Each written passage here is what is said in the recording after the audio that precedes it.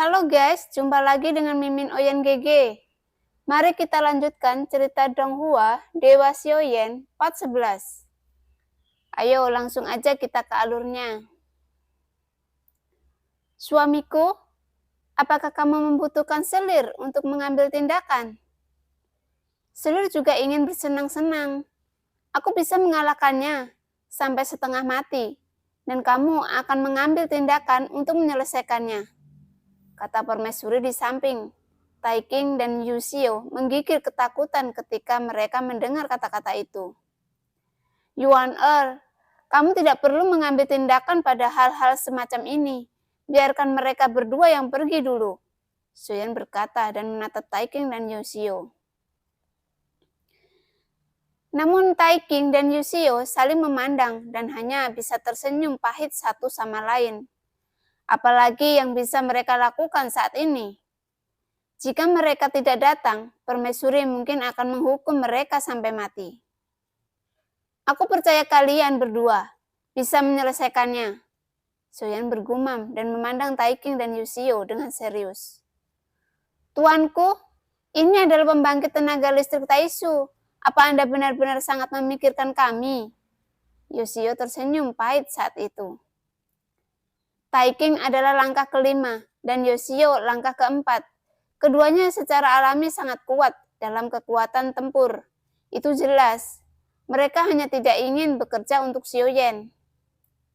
Begitukah? Gumam Xiaoyan. Satu Taishu tidak dapat diselesaikan. Apa gunanya menjaga kalian berdua? Mata Xiaoyan dingin dan dia bisa dengan jelas melihat apa yang dipikirkan keduanya. Dan ketika berhadapan dengan Keking, Tai King dan Yu Xiao, mereka sudah bangun sejak lama. Tetapi mereka sengaja berpura-pura bahwa ketika mereka bertarung melawan Xiaoyan, tidak mungkin Keking terganggu dan ingin berurusan dengan mereka berdua. Tetapi bahkan setelah mereka bangun, mereka tidak memilih untuk membantu. Tentu saja, Xiaoyan tidak pernah berpikir bahwa mereka bisa menjadi pembantunya yang sebenarnya. Tetapi dia hanya harus memberi mereka tekanan yang cukup setiap saat. Orang kuat Taishu sedikit mengernyit dan menatap ketiga orang di ujung dengan mata acuh tak acuh. Dia sepertinya tidak bisa melihat permaisuri. Pada saat berikutnya, Tai King dan Yu Xiao hanya bisa keluar dan harus menghadapi pria Taishu itu. Langkah kelima dan langkah keempat itu memang sedikit menarik. Siapa orang yang baru saja mengatakan itu? Pembangkit tenaga listrik Taishu bahkan mendengus dingin. Tai King tersenyum pahit. Jelas pihak lain tidak tahu apa yang ada di depannya. Xiaoyan adalah pembunuh yang membunuh dua orang Taishu. Aku tidak ingin menembak, tetapi jika kamu bersikeras mencari kematian, maka aku akan memuaskanmu. Pembangkit tenaga listrik Taishu memandang Tai King, Yu Xiao di depannya. Baju besi dewa palsu di tubuhnya perlahan menggeliat dan kemudian membungkus seluruh bagian tubuhnya. Saat berikutnya itu adalah yang pertama melesat ke arah mereka berdua. Dari dua Taishu sebelumnya dan sekarang melihat nama Taishu lagi, itu memberi Xiaoyan kesan dunia Taishu yang sangat sederhana dan kasar. Mereka semua agresif. Xiaoyan meminta Tai King dan Yu Xiao untuk pergi duluan. Dia tidak benar-benar berpikir bahwa mereka akan dapat memecahkan nama Taishu bersama-sama. Lagi pula, mereka tidak akan menggunakan kekuatan penuh mereka. Bahkan jika Xiaoyan menggunakan hidup mereka untuk memaksanya, dia ingin, tapi tidak mungkin membuat mereka mati. Di gambaran berikutnya, Xiaoyan bahkan bisa membayangkan bahwa keduanya akan meledak dengan kekuatan bertarung yang sama kuat. Namun alasan mereka berdua naik. Xiaoyan hanya ingin dia menunda untuk beberapa waktu, karena mata anjing itu baru saja mengajari Xiaoyan 24 gerbang surga Dutian. Dan itu tepat pada saat mengambil pembangkit tenaga listrik Taishu ini dulu, untuk mengatur formasi. Namun Xiaoyan masih memiliki beberapa kesulitan dalam mengatur formasi seperti itu, dan dia masih membutuhkan bantuan mata anjing. Jika kamu tidak memiliki kekuatan ini, jangan gunakan formasi ini. Itu kebiasaan yang sangat buruk untuk selalu menyusahkan orang lain. Tahu? Kata Goyan dengan marah. Meskipun dia mengatakan dia tidak mau, tapi dia tidak punya pilihan. Pada saat ini, pertempuran di antara mereka bertiga telah pecah. Pada awalnya, Taiking dan Yoshio, seperti yang dibayangkan Xiaoyan, melakukan serangan yang mencengangkan, dan untuk sementara mereka masih berada di atas angin. Keduanya memegang pedang panjang dan cahaya pedang bersiul dengan liar menyelimuti pembangkit tenaga listrik Taisu. Dan ketika mereka mendarat di baju besi dewa palsu, percikan api berhamburan menyebar. Tentu saja, armor dewa palsu tidak terluka, tetapi setiap kerusakan yang terjadi dapat langsung pulih seperti cairan dan tidak dapat sepenuhnya melukai baju besinya. Serangan sengit dari keduanya tampaknya telah mengganggu pembangkit tenaga listrik yang terlalu nyata. Hanya melihat yang terakhir menampar dadanya dan armor dewa palsu berubah menjadi merah darah dan momentum kuat meletus dari tubuhnya. Saya melihat sosoknya yang ramping di bawah hiasan baju besi dewa palsu. Telapak kakinya terbanting ke dalam kehampaan. Seluruh tubuhnya tersapu. Dan ketika dia mengangkat tinjunya, dia adalah orang pertama yang menyapu ke arah Yoshio. Meskipun itu sedang menghancurkan, namun dia tidak terlalu sombong dan menyerang Yoshio yang lebih lemah terlebih dahulu. Pukulan yang dia lemparkan secepat petir dan kekuatan abadi muncul di atas tinju yang menggandakan kekuatannya dalam sekejap. Pupil Yoshio juga menyusut tiba-tiba pada saat ini. Dia tidak berani meremehkan atau ragu sama sekali. Dengan gelombang jubah lengan bajunya, bayangan pedang raksasa besar mengembun, terbungkus dalam kekuatan abadi yang agung. Dan yang terlalu lemah mungkin tidak bisa menghindar. Tentu saja, jika pria Taisu ingin menyerang Yoshio, dan dia tidak bisa mengelak, dan tinjunya bertabrakan dengan bayangan pedang raksasanya. Duar! Dengan suara ledakan, dia melihat tinjunya mendarat di bayangan pedang raksasa dan runtuh dengan kecepatan yang menghancurkan. Bayangkan, pedang raksasa hancur dan kecepatan pembangkit tenaga listrik Taisu tidak berkurang, tetapi malah meningkat. Pupil Yoshio tiba-tiba menyusut, dan pada saat ini, cahaya biru datang dari samping dan mendarat di Taisu. Tenaga listrik Taisu yang tiba-tiba bertumbuh tinggi setelah stagnasi, tetapi tampaknya niat membunuh telah diputuskan. Tinjunya masih menghantam Yoshio. Pada saat kritis, tubuh Yoshio menghancurkan cahaya. Jelas itu adalah pelindung tubuhnya. Duar! Hanya mendengar suara teredam, tubuh Yoshio melesat ke belakang, dan pelindung bagian dalam tubuhnya bahkan lebih cekung, memutar lagi dan mematahkannya. Dan pada saat yang sama, pria Taisu meninju dadanya dengan pukulan dan ingin mencuri jantung abadinya. Tetapi pada saat ini, Taiking muncul dan pedang panjang yang terbungkus pedang ganas di tangannya ditebas. Jurus 9 pedang kematian. Taiking berteriak dengan marah, dan cahaya pedang menyapu ke arah pria Taisu yang kuat dengan kekuatan kekerasan. Dari sudut pandang saat ini, baik Taiking maupun Yoshio tampaknya tidak berpura-pura. Tentu saja, Xiaoyan juga tahu bahwa mereka mungkin mencoba berpura-pura. Tapi saya tidak menyangka pembangkit tenaga listrik Taisu ini begitu kuat. Melihat ini, tatapan Xiaoyan juga sedikit kental. Pembangkit tenaga listrik Taisu di depannya jelas lebih kuat dari dua orang yang telah dilenyapkan Xiaoyan sebelumnya. Tentu saja dia hanya sedikit lebih kuat, tapi sepertinya kekuatannya berada di level yang sama. Jika Taiking tidak bertindak tepat waktu, saya khawatir Yoshio akan dilenyapkan olehnya. Pada saat ini, formasi Xiaoyan telah terbentuk, tetapi dia tidak terburu-buru untuk mengambil tindakan. Tetapi ingin melihat level apa yang bisa dilawan Taiking dengannya. Atau dengan kata lain, dia ingin melihat apakah dia bisa keluar dari Taiking. dan menemukan beberapa petunjuk. Misalnya, apakah istana dewa berburu berkolusi dengan Taisu? Meskipun dari petunjuk saat ini itu harus pasti, tetapi jika dapat dibuktikan lebih lanjut, tentu akan lebih baik. Pertempuran antara keduanya menjadi sangat sengit di udara.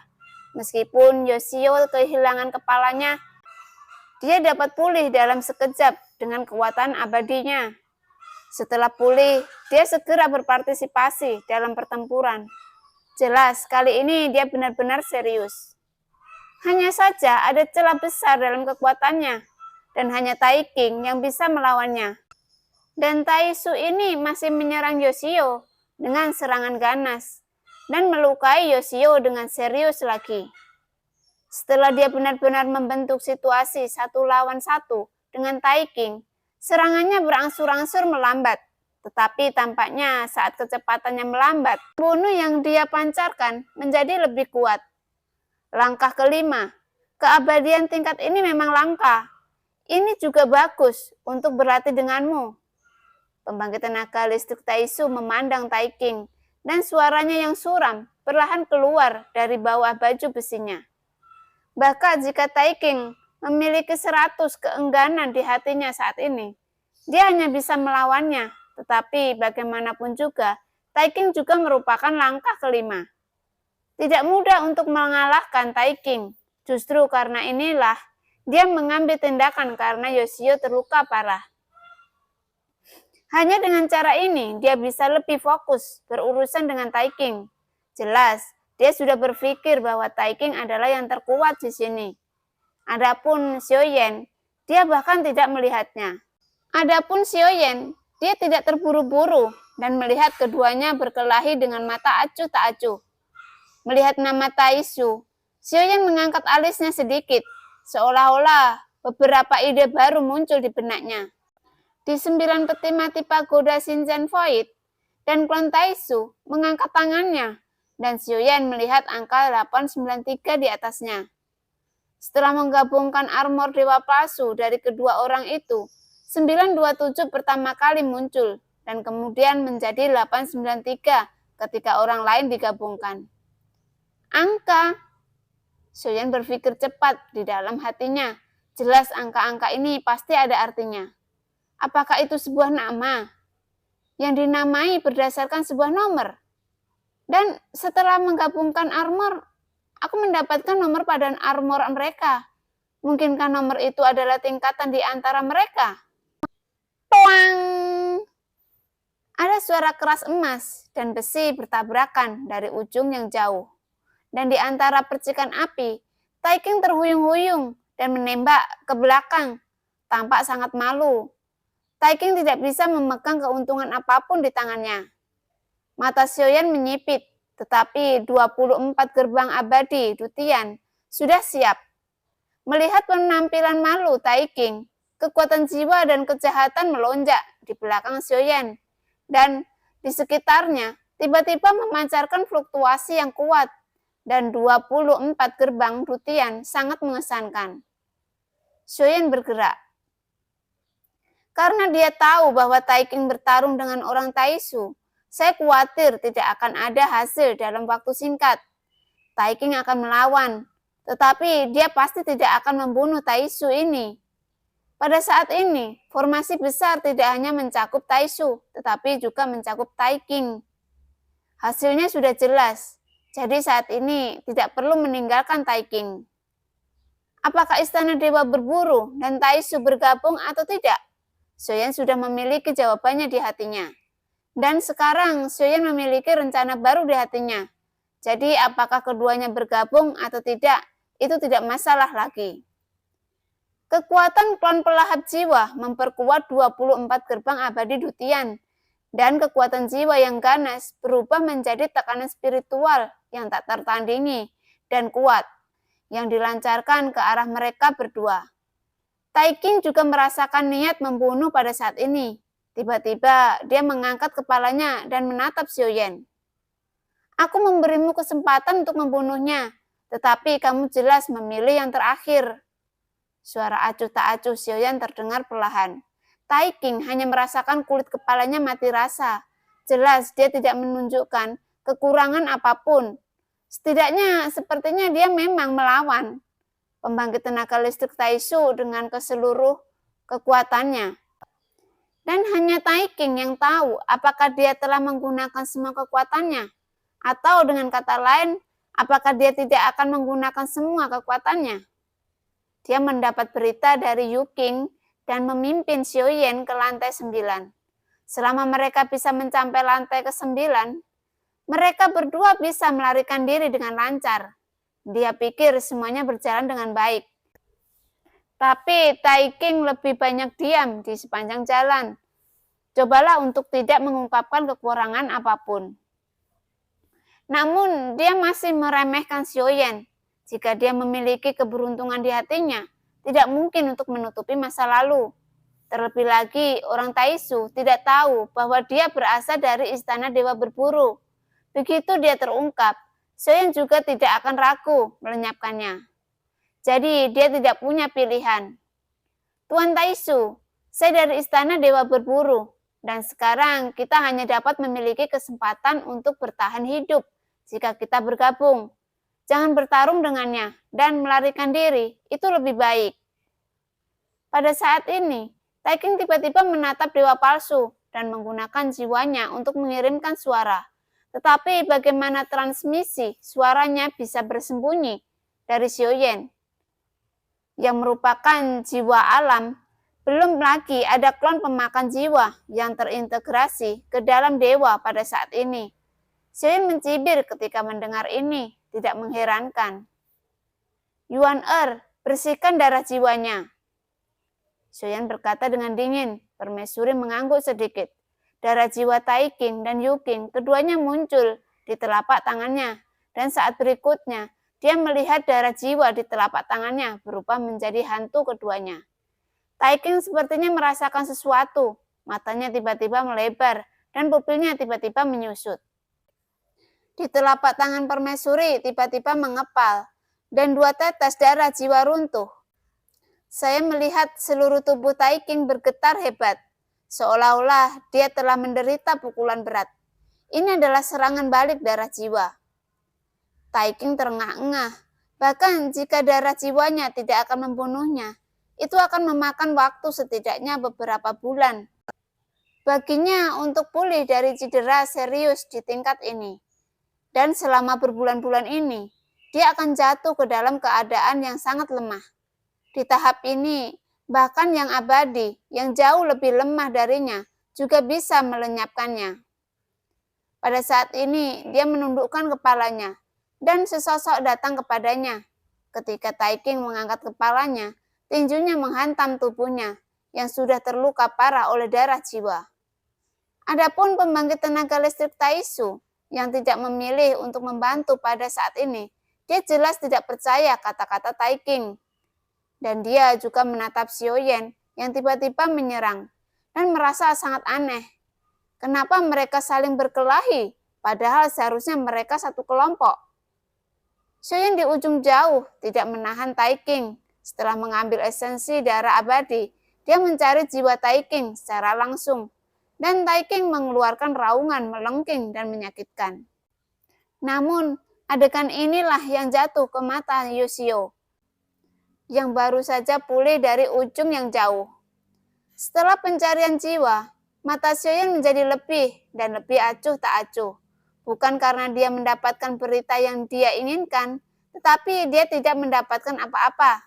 Jelas, Taeking memilih untuk menghapus bagian dari ingatannya setelah mengetahui akhir hidupnya. Tapi penghapusan itu tidak lebih dari mencuri bel, yang secara tidak langsung membuktikan tebakan Xiaoyan. Salah satu dari langkah kelima jatuh, dan Xiaoyan membakar tubuhnya dengan api di akhir. Tetapi ada beberapa tulang abadi emas yang sedikit ulet, tetapi mereka masih disempurnakan oleh Xiaoyan. Dan keabadian diekstraksi dari mereka lagi menjadi esensi dan darah. Selain pendapatan sebelumnya, Xiaoyan kini telah mengumpulkan 8 tetes esensi darah abadi. Dengan peningkatan kekuatan yang berkelanjutan, Xiaoyan juga dihadapkan pada terobosan keabadian. Esensi darah abadi pasti akan memainkan perannya. Dan angin biru abadi meninggalkan Xiaoyan dengan sinar kehendak abadi. Ini adalah persiapan bagi Xiaoyan untuk menerobos keabadian. Tapi ini hanya masalah waktu. Ini masih jauh dari cukup untuk menerobos keabadian. Xiaoyan masih perlu melakukan upaya besar.